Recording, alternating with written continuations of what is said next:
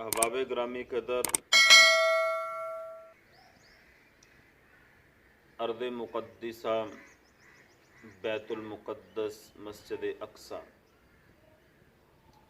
سرزمین انبیاء، آج وہ مظلوم ہے، یہودیوں کے گھیرے میں ہے۔ مسلمانوں پر طرح طرح کے مظالم ڈھائے جا رہے ہیں۔ آج یہ مسلمانوں کی بے حسی ہے کہ ارض مقدسہ بیت المقدس قبلہ اول سرزمین انبیاء یہودیوں کے قبضے میں ہے۔ وہ اپنی منمانی، اپنی مرضی کے ساتھ مسلمانوں کو وہاں عبادت کرنے کی اجازت دیتے ہیں۔ آئے دن ظلم و زیادتی، جبکہ یہ زمین، یہ مقدسہ جگہ بیت المقدس مسجد اقصی، اس کی فضیلت، اہمیت بہت زیادہ ہے۔ المیہ یہ ہے کہ آج ہم اس کی تاریخ سے ناواقف ہیں، ہمیں کوئی علم نہیں ہے وہ بیت المقدس مسجد اقصی قبلہ اول سرزمین انبیاء ارض مقدسہ یہ چیز کیا ہے۔ اگر اس کی تاریخ کا پس منظر ہمارے ذہنوں میں ہوتا تو احباب گرامی قدر کبھی بھی یہودیوں کی یہ ناپاک سازش کامیاب نہ ہوتی۔ آج ہم بھول چکے ہیں یہ بلاد اقصی، شام، اردن، لبنان، یہ سارا علاقہ سرزمین انبیاء ہے۔ سیدنا ابو ذر غفاری رضی اللہ تعالی عنہ نے اللہ کے نبی علیہ السلام سے پوچھا، اللہ کے نبی، زمین پر سب سے پہلی مسجد کون سی تعمیر ہوئی؟ نبی مکرم جناب محمد الرسول اللہ صلی اللہ علیہ وسلم نے فرمایا، سب سے پہلے مسجد الحرام، مسجد حرام تعمیر کی گئی۔ پھر پوچھا اس کے بعد کون سی؟ پھر اللہ کے نبی علیہ السلام نے قبلہ اول کا ذکر کیا، اس کے بعد مسجد اقصی۔ ابو ذر غفاری رضی اللہ تعالی عنہ کہتے ہیں ان دونوں میں آپس کے اندر وقفہ کتنا ہے، کتنے سال بعد یہ مسجد اقصی تعمیر ہوئی؟ نبی علیہ السلام نے فرمایا 40 سال بعد مسجد اقصی تعمیر ہوئی۔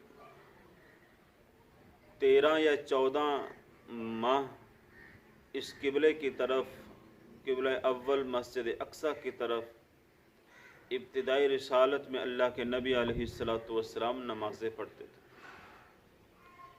لوط علیہ السلام، ابراہیم علیہ السلام، دیگر کئی انبیاء کا ذکر آتا ہے جن کا بہت زیادہ رجحان، جن کی زیادہ جو مسکن بنا ہوا تھا وہ مسجد اقصی ہی تھا۔ اللہ کے نبی علیہ السلام نے 3 مسجدوں کے علاوہ رحلت سفر باندھ کر جانے کی اجازت نہیں دی۔ وہ 3 مسجدیں کون سی ہیں؟ ان میں ایک خوش نصیب مسجد اقصی بھی ہے۔ اللہ اکبر! آج ظلم کی وہاں انتہا ہے۔ میں نے 2-4 ویڈیو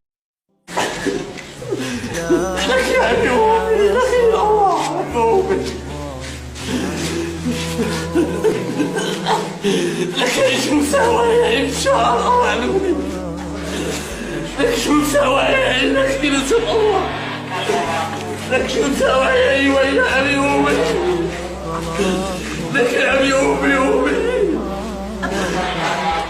يا ابي امي 20 بارك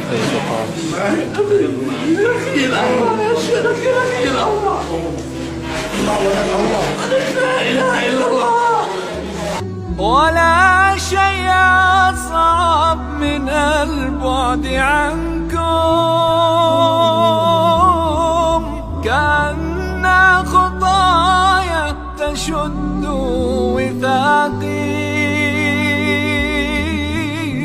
صداكم غلاكم يداكم دعاكم، قريبين مني وهم من رفاقي، قريبين من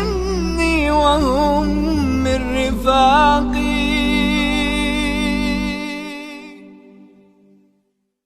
عزیز بھائیو، پاؤں تلے زمین نکل جاتی ہے، جسم کے رونٹے کھڑے ہو جاتے ہیں جب یہ ہم ظلم دیکھتے ہیں.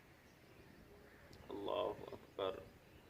تو سامعین حضرات، ہمارے بچوں کو ہمارے ذہنوں میں وہ تاریخ بالکل ازبر ہونی چاہیے کہ برائے اول کے تحفظ کے لیے ہمارا کردار بہت زیادہ احسن انداز سے ہونا چاہیے. آئیے میں آپ کے سامنے ایک حدیث رکھ کے میں اپنی بات ختم کرتا ہوں. وہ حدیث توجہ کے ساتھ انہماک کے ساتھ سماعت کرنا، سمجھ آ جائے گی آج کافر قوم ہمارے اوپر ظلم و زیادتی کیوں کر رہی. ہر طرف مسلمان ہی مظلوم کیوں ہے، ہر طرف مسلمانوں پر ہی ظلم کیوں ہو رہا ہے. کشمیر کو اٹھا کر کے دیکھ لیں، غزہ کو اٹھا کر کے دیکھ لیں، شام کو اٹھا کر کے دیکھ لیں، فلسطین کو اٹھا کر کے دیکھ لیں، اور بڑے بڑے ایسے کافروں کے ملکوں کو دیکھ لے، وہاں مسلمان مظلوم ہے، پریشان حال ہے. آئے دن ان پر ظلم، زیادتی، بربریت کا ان کا کوئی پرسان حال نہیں ہے، ان پر ظلم ہو رہا ہے.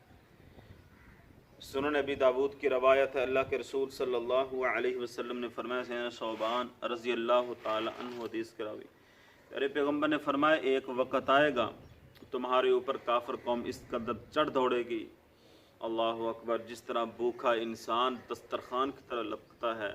بھوک لگی ہو اپنے پیٹ کی، بھوک بجھانے کے لیے طرح طرح کے کھانے دسترخوان لگے ہوں، وہ دوڑتا ہے کہ چند لقمے کھا کے میں اپنے پیٹ کی بھوک کی آگ بجھا لوں. آپ نے فرمایا ایک وقت آئے گا تمہارے اوپر کافر قوم اس قدر چڑھ دوڑے گی. اللہ اکبر. کہا اللہ کے نبی کیا اس وقت ہماری تعداد کم ہوگی؟ آپ نے فرمایا تعداد کم نہیں ہوگی، ورنہ حالانکہ تمہاری تعداد سمندر کے اوپر آنے والی جاگ ہے اس سے بھی زیادہ ہوگی، اور تمہارے اندر وہن پیدا ہو جائے گا. فرمایا وہن کیا ہے؟ آپ علیہ السلام نے فرمایا حب الدنیا و کراہیت الموت، دنیا کی محبت، دنیا کا لالچ، دنیا کا طمع، دنیا کی ہرس، دنیا کی ہوس دل میں پیدا ہو جائے گی. وکراہیت الموت، اور موت سے نفرت ہوگی. آج دنیا کے چند ٹکے حاصل کرنے کے لیے بندہ دن رات محنت، کوشش، تگ اپنی جان دو پر لگا دیتا ہے، لیکن موت کی کوئی فکر نہیں ہے. میں نے دنیا سے جانا ہے، رخصت ہونا ہے، قبر میں جانا ہے، اللہ رب العالمین کے سامنے کھڑا ہونا ہے. میرے محترم بھائیو، ہر بندہ دنیا کے پیچھے لگا ہے، موت کو بھول گیا ہے، اور کافر قوم کو موقع ملا ہوا ہے. آج ہم پر مسلط ہے، ہم پر ظلم، بربریت، ہم پر ایسے لوگ مسلط ہیں. ایک وقت آئے گا یہ ارض مقدسہ، فلسطین، شام، اردن، لبنان، یہ سارے علاقے اللہ رب العالمین یہودیوں سے پاک فرمائیں گے. لیکن اس میں ہمارا کردار کیا ہونا چاہیے؟ میرے محترم بھائیو، کم از کم ہم اپنے فلسطین بھائیوں کو اپنی دعاؤں میں یاد رکھیں. رات کے وقت اٹھیں، نماز ادا کریں، تہجد پڑھیں. دن کی فرض نمازوں کے بعد اپنے مظلوم مسلمانوں کو خاص کر اپنی دعاؤں میں یاد رکھنا، اور کشمیر کے مسلمانوں کو بھی یاد رکھنا ہے. اللہ سے دعا ہے کہ اللہ تعالی ہم سب کو ارض مقدسہ فلسطین اور اس کی تاریخ سے وابستہ ہونا چاہیے، اور اس کی آزادی کی ہمیشہ دعا کرتا رہنا چاہیے. اللہ سے دعا ہے کہ